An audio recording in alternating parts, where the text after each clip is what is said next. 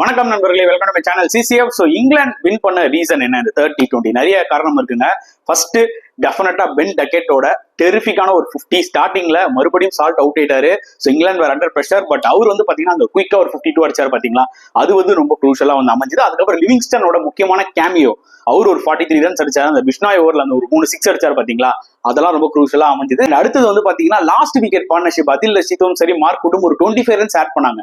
சைலண்டா அப்படியே முடிஞ்சது, யாருக்குமே தெரியல. எல்லாரும் என்ன நினைச்சாங்கன்னா அது பிளாட் விக்கெட், அது ஒன்னும் பெரிய ஸ்கோர் இல்லப்பா அப்படின்ற மாதிரி நினைச்சாங்க. ஆனா அந்த 25 ரன்ஸ் பார்ட்னர்ஷிப் தான் இன்னைக்கு இந்தியா 26 ரன்ஸ் வித்தியாசத்துல தோத்துருக்காங்க.